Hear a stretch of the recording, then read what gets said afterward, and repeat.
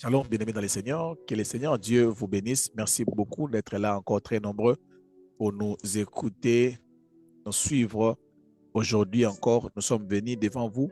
Nous sommes dans notre 15e page de notre syllabus où nous sommes en train de parler sur les baptêmes. Amen. Ici, Amen. il y a à boire et à manger. Manger. Les baptêmes. Amen. Amen. Que Amen. Dieu vous bénisse. Alors, la définition du mot baptême.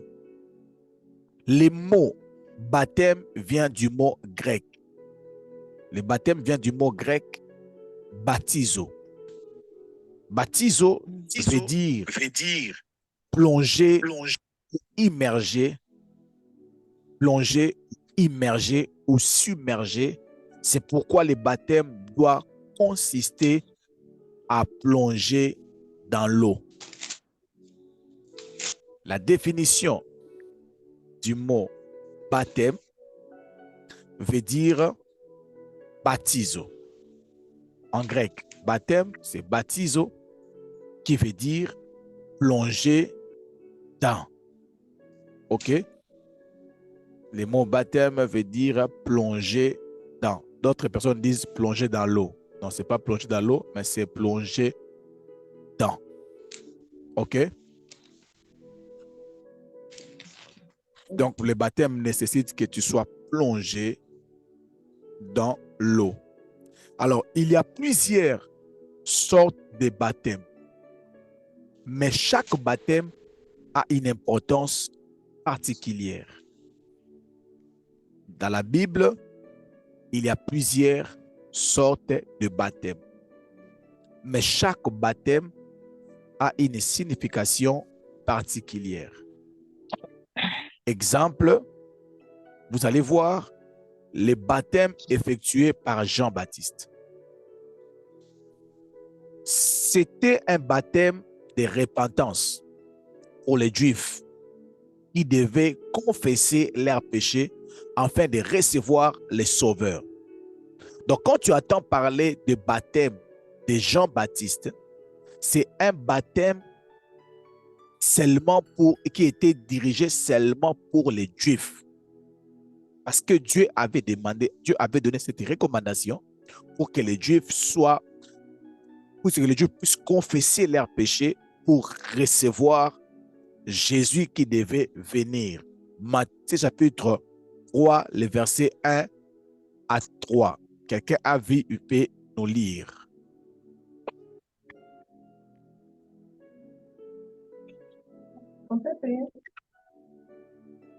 Matthieu chapitre, qui a vu ça? Matthieu 3, 1 à 3. Yes. En ces temps-là, parut Jean-Baptiste, prêchant Yes. dans le désert de Judée. Il disait, répentez-vous, car le royaume des cieux est proche. Yes. Jean est celui qui avait été annoncé par Isaïe, le prophète, lorsqu'il dit, c'est ici la voix de celui qui crie dans le désert. Préparez le chemin du Seigneur, aplanissez ses sentiers. Amen. Amen. Jean, il est en train de dire que je suis en train d'accomplir la prophétie que le prophète Ésaïe avait dit. Alléluia. La prophétie que le prophète Ésaïe avait dit que je suis la voix de celui qui crie dans les déserts, préparer les chemins du Sauveur. Alors, Acte chapitre 19, le verset 4. Acte 19, verset 4. Je lis au nom du Seigneur. Amen. Amen. Alors Paul dit, Jean Yes. baptisé du baptême de repentance, disant au peuple de croire en celui qui venait après lui, c'est-à-dire en Jésus. Yes. C'est-à-dire En Jésus. en Jésus. Attendez, il y a une personne qui dérange.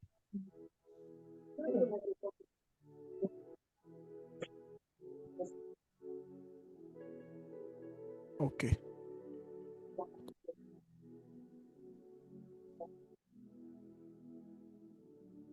Hmm. Je disais ceci. Tu peux répéter s'il te plaît, maman. Alors Paul dit, Jean a baptisé du baptême de repentance, disant au peuple de croire en celui qui venait après lui, c'est-à-dire en Jésus. Jean a baptisé le baptême de la repentance. C'était un baptême qui était spécialement pour que les gens puissent se repentir et pour recevoir Jésus le Sauveur. Pas dans leur cœur, physiquement. OK? Amen. OK. C'était pas pour qu'ils puissent recevoir Christ dans leur cœur, physiquement. Dieu avait exigé que les gens puissent passer par les baptêmes. Les baptêmes des gens étaient limités dans l'espace et dans les temps. Amen. Dans l'espace, Amen. parce que ces baptêmes étaient réservés primitivement à la nation juive pour préparer la venue de Christ. J'ai déjà dit ça. Dans les temps du fait qu'il appliquait à la période allant du commencement du ministère des gens jusqu'au jour de la Pentecôte. Amen. Cela veut dire que le baptême des gens a commencé quand Jean-Baptiste était né. Quand il avait commencé son ministère. Ça a commencé à partir de Jean-Baptiste et ça s'est arrêté le jour de la Pentecôte. C'est la raison pour laquelle vous allez voir que le jour de Pentecôte, les disciples ont baptisé des gens. Amen. Ils ont commencé à baptiser des gens dans le nom de Jésus. Amen. Amen. Jésus-Christ l'a aussi réussi, non pour se repentir de ses péchés, mais pour accomplir tout ce qui est juste et afin de s'identifier aux Juifs, c'est aux Juifs repentants qui prenaient le parti de Dieu. C'est-à-dire, tu peux te poser la question, mais si le baptême de Jean-Baptiste était le baptême de repentance, mais pourquoi Jésus devait se repentir? Pourquoi Jésus devait passer par ce baptême, alors que lui, il n'a pas connu les péchés? Pourquoi? Pourquoi? C'est parce que il devait accomplir ce que la parole de Dieu avait dit. Amen. Amen. La raison pour laquelle, lorsque Jésus est arrivé sur les eaux de baptême, Jean-Baptiste lui a dit que non, tu es tellement grand, c'est toi qui dois normalement me baptiser. Jésus a dit à Jean-Baptiste, nous devons faire ce qui est correct, ce qui est juste. Amen. Amen. Alors, là, c'est le baptême de Jean-Baptiste. Il y a le baptême chrétien. Ici, avant de parler, j'aimerais donner quelques précisions sur les baptêmes qu'on n'a pas mentionnés dans le syllabus, mais peut-être dans le cours de baptême, vous pouvez voir ça. Amen. Amen. En Christ, nous parlons de 3 ou de 4 baptêmes. Là, vous pouvez noter ça à côté. Nous parlons de 3 ou de 4 baptêmes. D'autres parlent de 3, d'autres parlent de 4 baptêmes. Le premier baptême chrétien, d'abord le mot baptême veut dire plonger dans. Donc tu entres dedans. Amen. On appelle ça le baptême dans le corps de Christ. Okay. Quand tu reçois Christ comme Seigneur et Sauveur, tu es entré en Christ. OK? Donc, on appelle ça le baptême dans le corps de Christ. Cela veut dire je suis plongé, je suis entré en Christ. Le deuxième baptême, c'est le baptême d'eau. Amen. Quand tu as reçu Christ comme Seigneur et Sauveur, La Bible dit, celui qui croira et qui sera baptisé sera sauvé. C'est le baptême qu'il s'agit d'être plongé dans l'eau. Donc, tu es plongé dans l'eau. Amen. Il y a le troisième baptême qui est le baptême du Saint-Esprit. Le baptême du Saint-Esprit. Là, vous connaissez tous. Donc, tu es plongé dans le Saint-Esprit. Cela veut dire que le Saint-Esprit commence à opérer avec vous, avec sa puissance, avec son autorité. Amen. Quand nous parlons en langue, le baptême du Saint-Esprit. Et la quatrième baptême, que beaucoup de gens aussi croient ou utilisent, c'est le baptême des souffrances.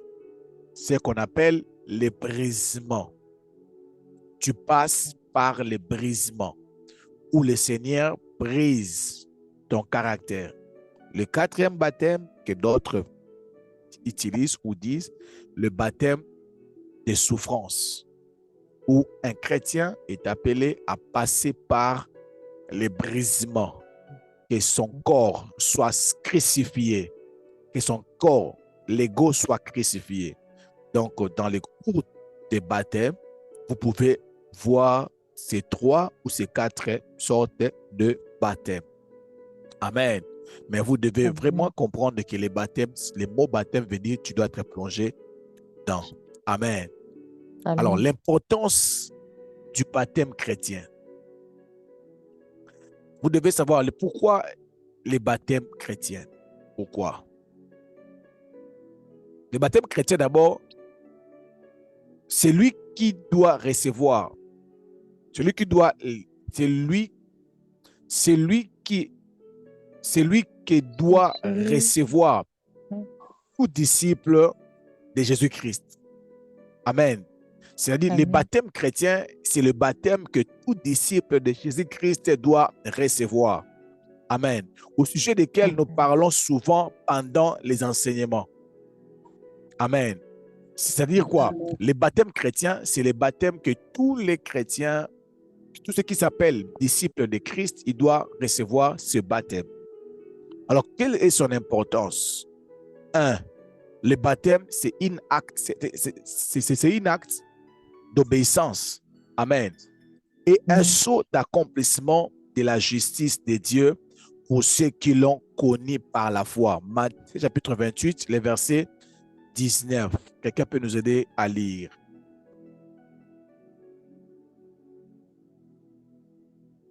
Matthieu 28, Matthieu 19. 28, 19. Yes. Allez, faites de toutes les nations des disciples, les baptisant au nom du Père, du Fils et du Saint-Esprit. Yes. Allez, faites toutes les nations des disciples, en les baptisant au nom du Père, du Fils et du Saint-Esprit.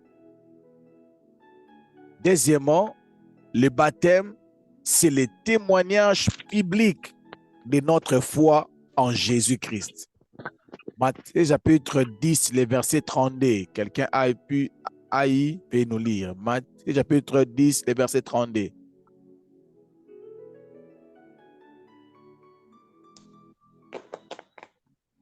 Maman Nancy, cherchez le verset. Yes. Maman Nancy Cathy. Allez-y, Maman Cathy. C'est pourquoi celui qui se déclarera pour moi devant les hommes, je me déclarerai moi aussi pour lui devant mon Père céleste. Alors, je peux répéter, s'il te plaît. Je change les versions alors. Je lis 32. C'est pourquoi quiconque me confessera devant les hommes, je les confesserai aussi devant mon Père qui est dans les cieux. Quiconque me confessera devant les hommes, je le confesserai aussi devant mon Dieu. Amen. Amen. Donc, le baptême, celui qui passe par le baptême, il est en train de confesser bibliquement Jésus-Christ. Amen. Amen. Donc, passer par les eaux de baptême, c'est confesser bibliquement Jésus-Christ. Cela veut dire que tu n'as pas la honte. Et si tu ne le fais pas, Jésus-Christ aussi aura honte de toi devant son Père. Amen. Amen. C'est un moyen pour celui qui est baptisé de confesser publiquement Jésus-Christ est mort à sa place et qu'il vit désormais en nouveauté de vie avec son Sauveur ressuscité. Le baptême, par le baptême, tu confesses publiquement Jésus-Christ, que je suis mort et ressuscité avec Jésus. Un autre point encore, le baptême symbolise notre identification avec Christ dans sa mort. Je répète, le baptême symbolise notre identification avec Christ dans sa mort, son ensevelissement et sa résurrection. Romains chapitre 6, les versets 4 à 3. 3 à 4, papa. Romains 6, 3 à 4.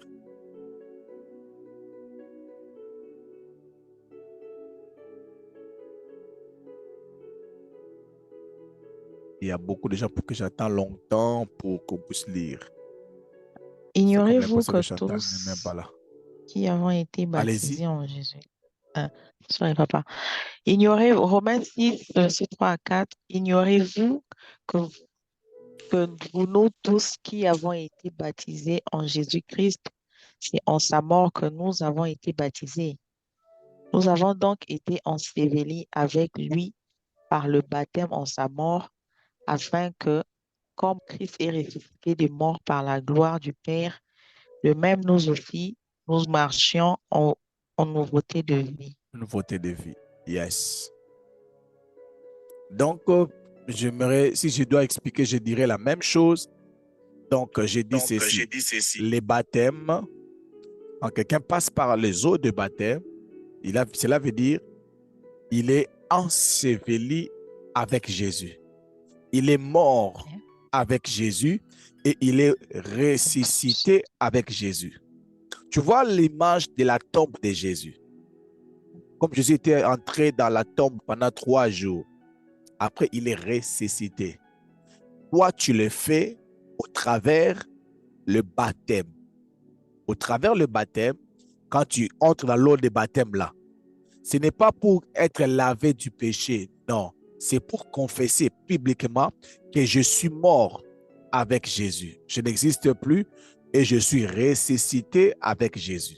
C'est ça la signification du baptême. C'est l'engagement d'une bonne conscience. Cela veut dire, je sais, comme je suis là, je suis mort avec Jésus, ressuscité avec Jésus. 1 Pierre 3, 3 à 21. Le baptême figure la mort et la résurrection qui ont rendu possible la nouvelle naissance. Le baptême figure la mort et la résurrection qui ont rendu possible la nouvelle naissance. De même qu'on devient membre d'une église universelle par la nouvelle naissance, on devient membre d'une église locale par le baptême. Amen. Le baptême intègre le baptisé à une église locale. Laisse-moi vous expliquer cela. Il y a 2 églises. Ceux qui ont suivi les affermissements, ils savent de quoi je parle. Église locale et l'église universelle. L'église locale, c'est l'église qui est au coin de l'avenue. C'est l'église qui est dans votre quartier. C'est l'église là où vous habitez. C'est ça l'église locale. L'église universelle, c'est l'église qu'on appelle église corps de Christ, là où tous les chrétiens se trouvent. Quand tu reçois Christ comme Seigneur et Sauveur, ou quand tu passes par le premier baptême, tu deviens membre de l'église universelle. Tu deviens membre de l'église corps de Christ. Tu deviens chrétien. OK? Maintenant, quand tu reçois le baptême d'eau, physiquement, cet baptême-là t'a fait introduire dans l'église locale. C'est la raison pour laquelle beaucoup des églises donnent à leurs baptisés les cartes de baptême. Carte de baptême ou carte de membre pour dire qu'il est notre membre. Il est membre de notre communauté, de notre église. OK? Et pourquoi recevoir ces baptêmes? Un, parce que c'est un ordre. Bon, comme il y avait une maman là, de prières et famille, elle a dit, quand je lui avais dit que je dois te baptiser, tu n'as pas baptisé, elle a dit, pasteur, je n'ai pas dormi. J'étais en train de rêver seulement que je suis noyé dans l'eau. Moi, j'ai peur. Et elle a fait sortir toutes les raisons. Elle a même fait des fièvres. Ah oui. Elle a fait toutes les raisons possibles. Mais je vais la baptiser ces derniers temps quand je vais partir. Alors, c'est un ordre. La Bible dit, celui qui croira et qui sera baptisé sera sauvé. 1.1. Il n'y a pas à discuter. Deuxièmement, pour suivre l'exemple du Seigneur Jésus. Jésus était baptisé. Qui es-tu pour ne pas passer par le baptême? Vous avez des questions, n'hésitez pas de mettre des questions à côté. N'hésitez pas de mettre des questions à côté. OK? Je vais répondre aux questions une fois pour toutes. OK. J'avance. Troisièmement, les références, l'importance du baptême. Donc, nous pouvons voir sur l'importance du baptême, nous allons comprendre que nous devons seulement passer par les baptêmes. OK? Ce que le baptême n'est pas? C'est que le baptême n'est pas. Le baptême n'est pas une purification des souillures du corps. Le baptême n'est pas une purification de souillures. Oh non, ton mari est mort, on doit te baptiser pour te laver. Non, j'ai beaucoup de péchés, je dois passer par les baptêmes, comme ça mes péchés vont rester dans l'eau. Oh, c'est écrit où dans la Bible? Et puis des gens qui sont comme ça, hein, avec les débats comme ça, non, non, quand tu sors dans l'eau là, les péchés sont partis. Non, tes péchés sont restés dans l'eau. Tu es sorti maintenant clean. Non, ça, ce sont des raisonnements. Amen. Le baptême n'est pas une purification des souillures du corps. Non, c'est faux. Nous sommes lavés par le sang de Jésus. Raison pour laquelle ce n'est pas nécessaire que ça soit fait dans l'eau qui coule. Beaucoup de gens sont exigeants que ça soit seulement dans l'eau qui coule. Pourquoi? Parce que dans leur conception, ils se disent, quand je vais sortir de cette eau de baptême, mes péchés vont couler. Une autre personne va entrer là-bas, il n'y aura pas ces péchés, il va entrer là-bas, sortir, les péchés vont couler. Ben, si on nous baptise dans la piscine, même nos péchés seront mélangés.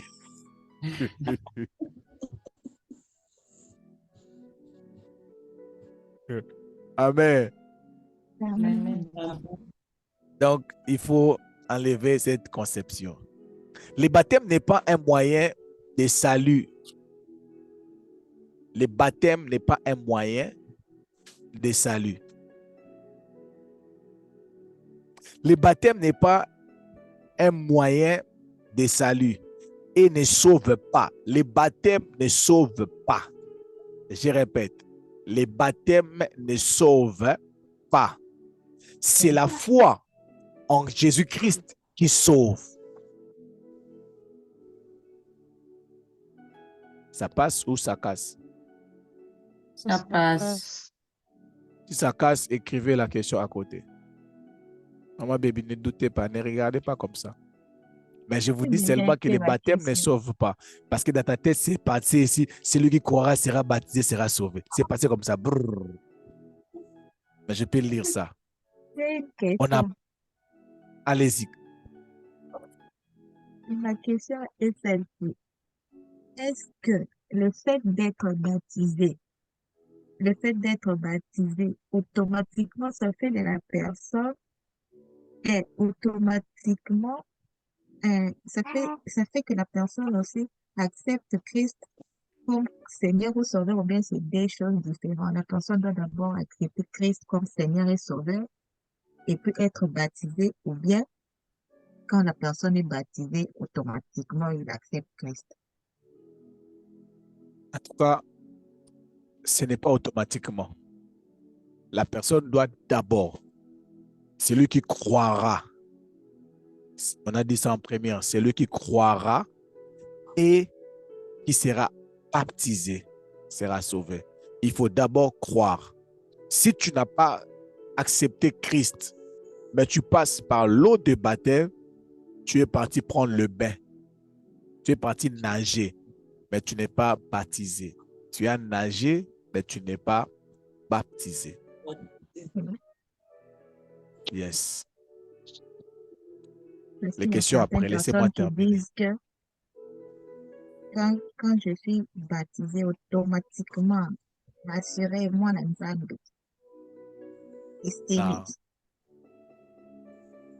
Luc chapitre 23, verset 39. Quelqu'un peut nous lire ça aussi. Le baptême n'est pas un moyen de salut et ne sauve pas. C'est la foi en Jésus-Christ qui sauve. Le baptême est pour ceux qui sont déjà sauvés. Le baptême, c'est pour ceux qui sont déjà sauvés. Tu as reçu le baptême avant d'être sauvé. Tu n'es pas différent d'un maître nageur.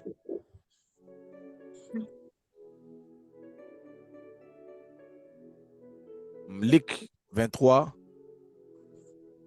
39.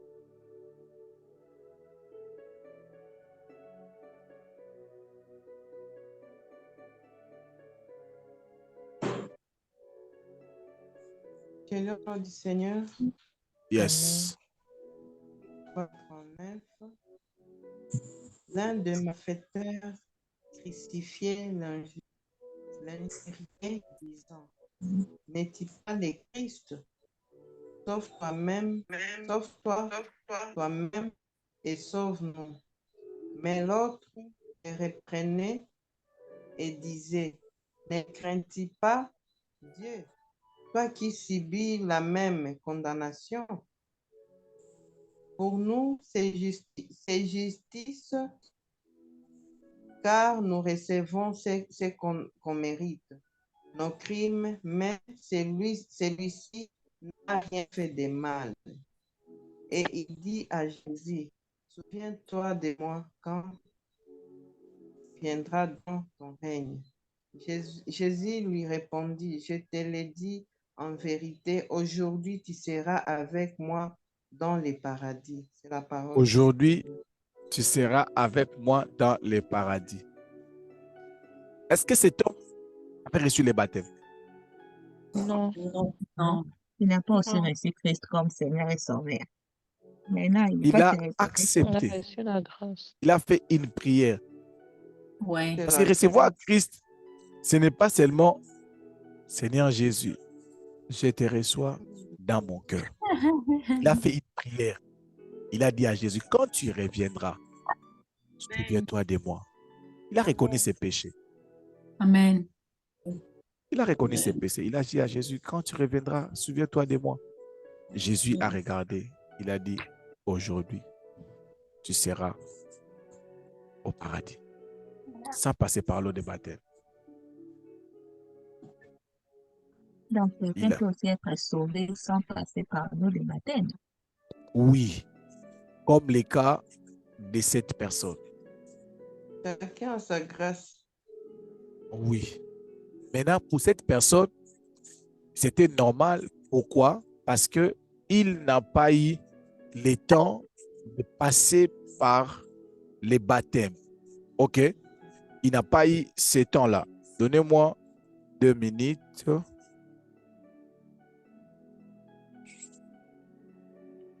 Oui, pour cet homme, lui, il n'avait pas eu le temps de passer par les baptêmes. Est-ce que cet homme-là avait eu le temps de réconcilier avec son frère? Non. C'est normal. Est-ce qu'il était baptisé du Saint-Esprit?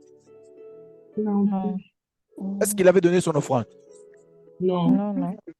Est-ce qu'il avait une église? Non.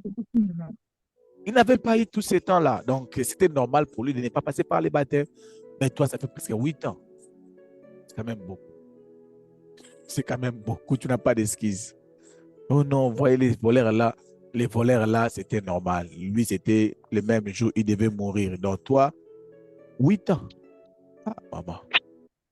Papa. Tu puisses nous aider. Écrivez les questions, s'il vous plaît. Écrivez pas les questions. Écrivez les questions pour que je termine l'enregistrement. OK? OK. D'accord. Yes. N'oubliez pas d'écrire les questions. Les conditions pour être baptisé. 1, il faut se repentir. 2, il faut croire ou recevoir Jésus-Christ comme Seigneur et Sauveur. 2, il faut une bonne conscience. Il faut savoir ce que tu es en train de faire. 3, il faut être disciple. Quand on dit être disciple, cela veut dire tu suis les enseignements pour t'aider à ouvrir l'intelligence. Question, les enfants peuvent-ils être baptisés? Non. Ça dépend à quel âge. Non. Un enfant n'a pas encore la conscience, il ne sait pas. Il y a des enfants et des enfants. On prend jusqu'à 18 ans. C'est ça. À 18 ans, là, c'est quand j'avais reçu Jésus. Bon, disons un bébé. Non, un bébé, quand même, il n'a pas conscience, donc ça annule. Il n'a pas conscience. Il n'a pas conscience. On ne peut pas le baptiser selon les enseignements de Jésus parce qu'il doit confesser publiquement sa foi, de quoi il est en train de croire. Alors, comme c'est un enfant, il ne sait pas de ce qu'il est en train de croire. On ne peut pas le baptiser. On peut le bénir. On bénit les enfants à l'église comme on avait béni Jésus à l'église, mais on l'a baptisé à l'âge de 30 ans. Mais après 8 jours, on avait reçu Jésus à l'église, on l'a béni. Mais à l'âge de 30 ans, il est passé par les baptêmes. Nous entamons l'imposition des mains. L'imposition des mains. Mais les points que nous sommes en train de révoquer ici font partie des fondements de la foi chrétienne. Nous allons donner cela une autre formation sur les fondements de la foi chrétienne. Ça, ce sont des choses, si tu ne crois pas à ça, tu n'es pas un chrétien. On n'a pas la même foi. On n'a pas la même foi. OK? Tu ne crois pas à ces baptêmes. Même si tu craches le peu, on ne partage pas la même foi. Deuxième, nous parlons de l'imposition des mains. Ce sont des enseignements qui sont beaucoup plus enrichis, mais ici, on n'a pas trop enrichi ça. Amen. Nous allons revenir avec ça, avec d'autres formations. La définition de l'imposition des mains. L'imposition des mains est un acte symbolique qui consiste à poser les mains sur une personne, un animal ou un objet pour lui transmettre une puissance, un don ou même une malédiction. L'imposition des mains, c'est un acte symbolique. Et soulignez ça dans votre syllabus, c'est un acte symbolique qui consiste à poser les mains sur une personne.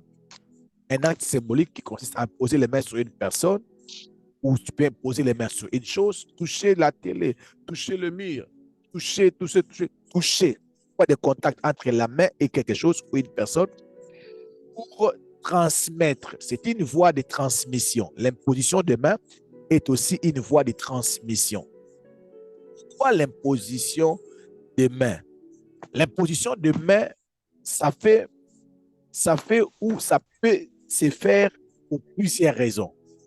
L'imposition de main, ça peut se faire pour plusieurs raisons. 1. L'action de transfert. Par l'imposition de main, il y a le transfert. L'essentiel de ce qu'il communique par l'imposition de main de ses serviteurs remplis de son esprit est une vitale spirituelle, un petit peu de la vie même de Dieu. Ceci affecte l'âme, l'esprit, autant que le corps. Je vais expliquer. L'imposition de main que vous voyez, que nous voyons, on est en train de prier pour une personne, on l'impose les mains. C'est un acte très important, reconnu même dans le monde spirituel, pour la transmission, l'échange. Quand on t'impose les mains, il y a l'échange qui se fait. Ce sont des enseignements que, avec d'autres enseignements, sur les fondements de la foi chrétienne, nous allons étudier ça à long et à large. OK? Où nous allons voir pourquoi ne pas être pressé pour imposer les mains, quelques raisons pour on impose les mains pour consacrer. En tout cas, c'est vraiment beaucoup. Amen. C'est vraiment beaucoup de raisons où on peut utiliser l'imposition des mains. OK? Israël devait transférer à l'anneau. Je pars. Pardon? Je pars déjà, comme je vous avais dit. Oui. Israël devrait transférer à l'agneau l'obligation de souffrir pour leurs péchés par l'imposition de main. C'est-à-dire quoi? En Israël, à chaque fois quand ils venaient pour confesser leurs péchés, ils faisaient quoi?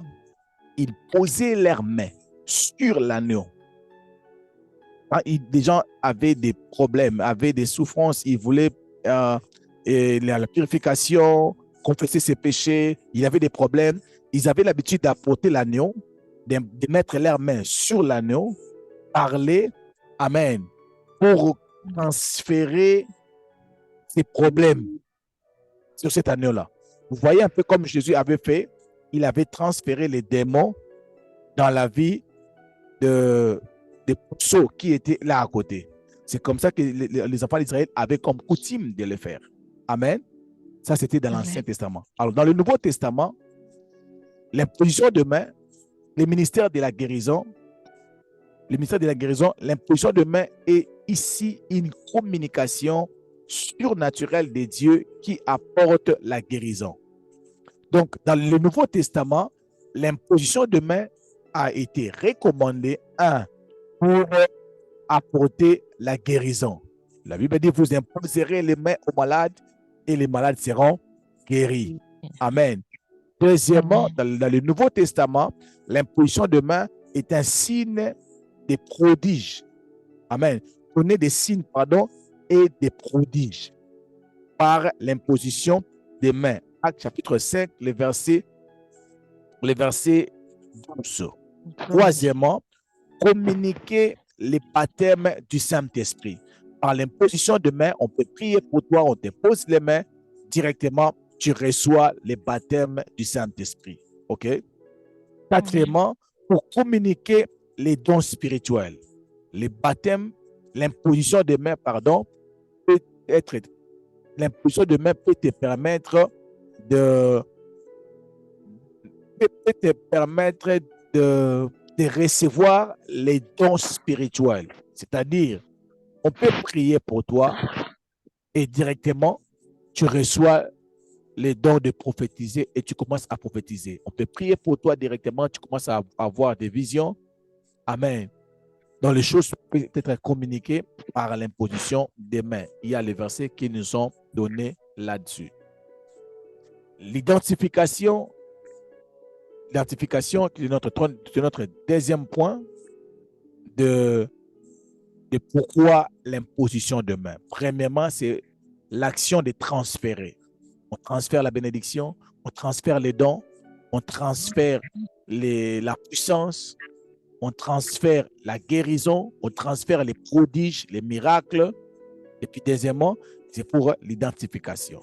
La loi lévitique enseigne que les sacrifices et celui qui fait les sacrifices deviennent un par l'imposition des mains. Amen.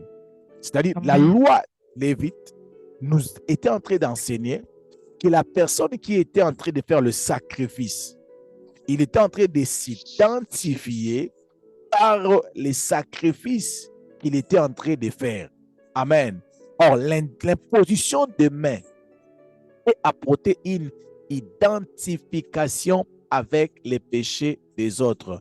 1 Timothée chapitre 5, le verset 22. Quelqu'un peut nous lire 1 Timothée, s'il vous plaît.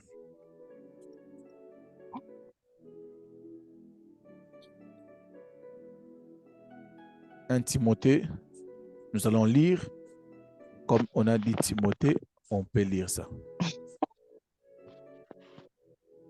N'impose pas, je peux, papa? Oui, 1 Timothée 5, 22. 22. N'impose les mains à personne avec précipitation et ne n'impose pas les mains avec...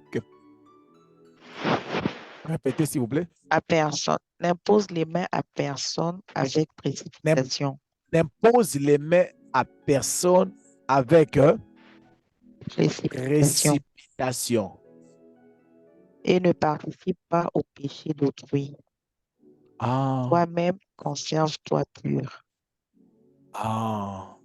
Et ne participe pas au péché d'autrui. Mi batela. Ça devient serré, maman Higuette. Donc, par l'imposition des mains, comme c'est une voie de transfert, tu peux t'identifier avec la personne que tu imposes les mains. La raison pour laquelle l'apôtre Paul est en train de dire à Timothée, jeune serviteur, n'imposez pas les mains avec précipitation. Et puis, ne participe pas au péché des autres. Donc, l'imposition de main que vous voyez, c'est tout un mystère. Il y a un transfert. Il y a des gens qu'on a volé leur grâce par l'imposition des mains. Il a prié pour une personne, les esprits qui étaient dans la personne, les péchés qui étaient dans la personne entrent en toi. Et au moment où ça cause. Commence à mentir. Pourquoi tu as imposé les mains sur un menteur? Ça ne se fait pas toujours, mais c'est parmi des voies. Il y a beaucoup de probabilités. Amen. Amen. Troisièmement, confirmation. Aussi dans l'établissement des ministres et des églises et de l'Église, l'imposition de main était utilisée comme signe de confirmation pour ceux qui acceptaient un ministère et établissaient des églises. Donc, c'est-à-dire, nous pouvons arriver au Bukavu, au Burundi. Quand on arrive là, on voit les mamans qui sont en train de faire le travail, on prie pour eux, on les impose les mains pour qu'ils soient établis. Cela est recommandé dans la parole de Dieu. Vous pouvez voir ça dans Actes chapitre 6, le verset 6 et Actes 13, les versets 2 à 3. Amen. Cinquièmement, le ministère de la bénédiction. Par l'imposition de main, nous pouvons se transmettre les bénédictions. Ceci est vu au moment où Jacob bénit les fils de Joseph. Amen. Il étendant la main, tendant les mains sur eux, et quand Jésus bénit ses enfants. Amen. Je crois qu'il voulait dire quand Jacob ou quand Joseph bénit les enfants. Donc, c'est-à-dire quoi? Dans Genèse chapitre... Quelqu'un peut nous lire Marc chapitre 10, verset 13. Je voulais vérifier quelque chose. Marc chapitre 10, le verset 13. 13 à 16. En lui amenant les petits enfants, enfants qui les touchaient. OK. Et les disciples reprirent ceux qui Pardon? les amenaient. Mais les disciples reprirent. Tu peux répondre, je n'ai pas bien entendu, s'il te plaît. On lui amena des petits enfants qui les touchaient. Ah, OK. Afin qu'il les touchât. On lui amena des petits enfants, afin de faire quoi? Il les toucha. Il les toucha. Très bien. Mais les disciples reprirent ceux qui les amenaient. Jésus, voyant cela, fit un déni et leur dit, laissez à moi les petits enfants et ne les empêchez pas, car le royaume de Dieu est pour ceux qui lui restent, car le royaume de Dieu est pour ceux qui leur ressemblent. 15. Je vous l'ai dit en vérité, quiconque ne recevra pas le royaume de Dieu comme un petit enfant n'y entrera point. 16. Puis il les prit dans ses bras et les bénit en leur imposant les mains. Très bien. Alors, on dit ceci. Ceci, l'imposition de main est un acte de bénédiction. Amen. Quand le pasteur t'impose les mains, il te bénit. OK? Ceci est vu au moment où Jacob bénit les fils de Joseph. Dans Genèse chapitre 48, le verset 13 à 16, vous allez voir que quand Joseph était en train de bénir les fils de Jacob, qu'est-ce qu'il avait fait? Il avait imposé les mains pour transmettre les bénédictions. Quand Jésus aussi, on avait aussi amené les enfants. Jésus avait fait comme Jacob. Il a imposé les mains sur les enfants et il est béni. OK? Cinquièmement, l'imposition des mains, c'est pour commandement du ministère. L'obligation est transférée par l'imposition des mains. Par cet acte, Moïse et Israël ont livré, amen, ont livré aux Lévites plutôt qu'aux premiers-nés la responsabilité de servir, la responsabilité pour le service du Seigneur.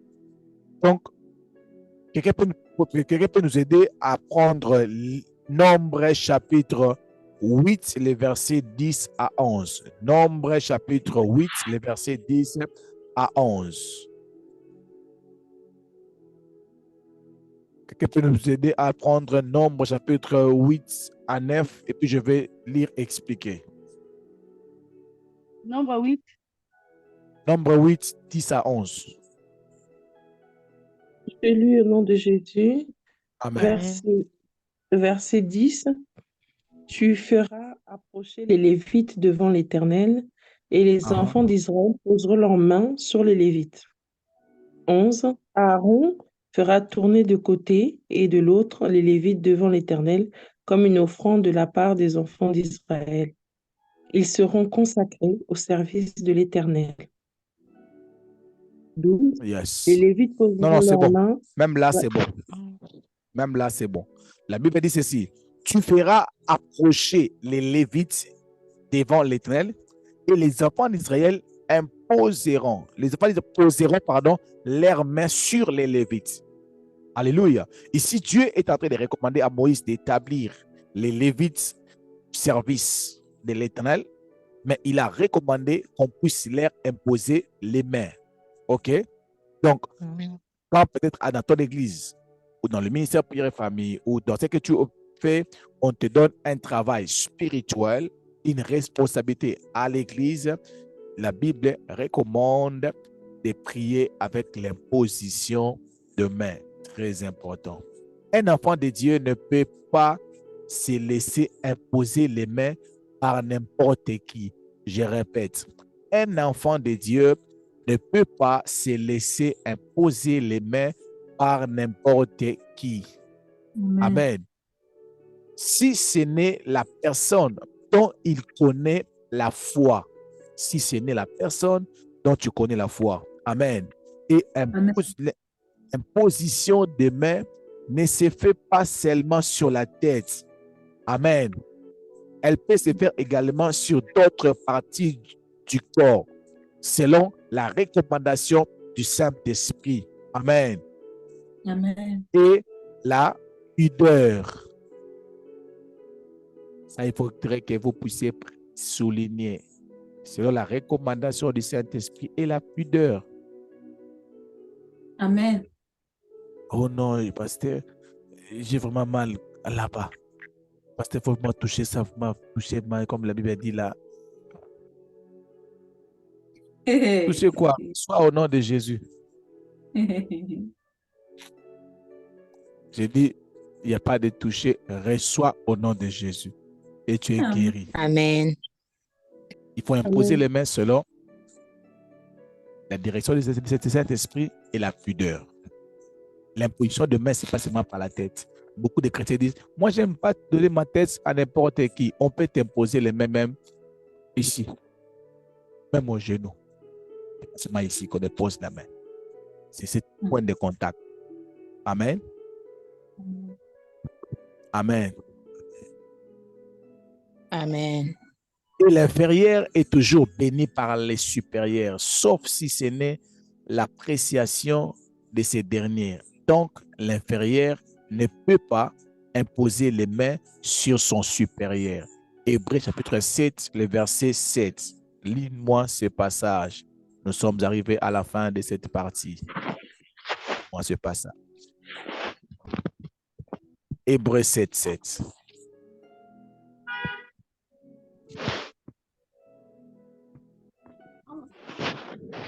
Hébreux 7, 7. Or, c'est sans contredire l'inférieur qui est béni par les supérieurs. C'est sans contredire, sans discussion. L'inférieur est béni par les supérieurs. Continuez un peu, moi, partir en les armoires bien. Et ici, ceux qui perçoivent la dîme sont des hommes mortels. Mais là, c'est celui dont il est attesté qu'il est vivant. Depuis, Lévi qui perçoit la dîme l'a payé pour ainsi dire par Abraham, car il était encore dans les rangs de son père lorsque Melchisedec alla au-devant d'Abraham. ok. Si Là, donc c'est juste la des bonus. perfection- Non, c'est bon. Là, c'est juste des bonus parce que je voulais qu'elle puisse écouter ça. Je crois qu'elle a écouté ça. Amen. Je crois qu'elle a écouté ça. Amen. Amen. Donc, ici, on dit, à la logique des choses, la Bible dit, sans contredire, tu ne peux pas imposer les mains au pasteur Timothée. C'est le supérieur qui bénit l'inférieur. C'est le pasteur Timothée qui doit te bénir. Amen. Tu peux le faire si je te donne l'autorisation. Si je te dis, prie pour moi, tu peux. Bénis-moi, tu peux. Mais la Bible dit sans contredire, la parole de Dieu, c'est le supérieur qui bénit l'inférieur. Pasteur, moi j'ai une question. Amen. Moi j'ai une question. Là, c'est ce que vous venez de dire là, c'est que pour la bénédiction. Oui. Ah, d'accord. La bénédiction, l'imposition de main. L'imposition des mains, d'accord. Yes. Parce que l'imposition des mains pour prier pour le Mais malade. je ne dis pas que non, tu me bénis avec moi $300. Oh non, peut-être je ne peux pas te bénir avec $300. Non. Bénis-moi avec un Non, $50, avec $100, tu me bénis. J'ai dit gloire à Dieu, puis moi aussi, tu t'es béni. non, c'était pour Ah, différencier par rapport à l'imposition des mains si vous êtes malade. quand on est malade, donc, parle par rapport à la bénédiction. Le verset est clair. L'imposition Ouais. de main pour bénir. C'est bon? Oui, Même merci. pour la maladie, il faut toujours avoir l'approbation de son supérieur quand tu veux imposer la main. Très important. OK?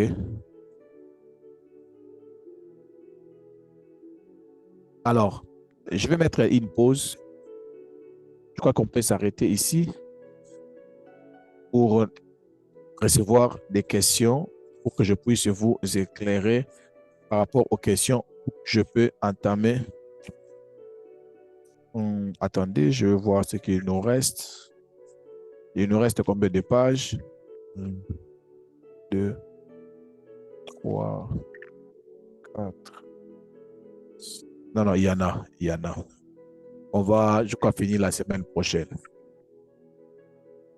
Alors, pour tous ceux qui nous suivent à partir de YouTube, nous sommes arrêtés ici. La prochaine fois, vous allez avoir la résurrection des morts.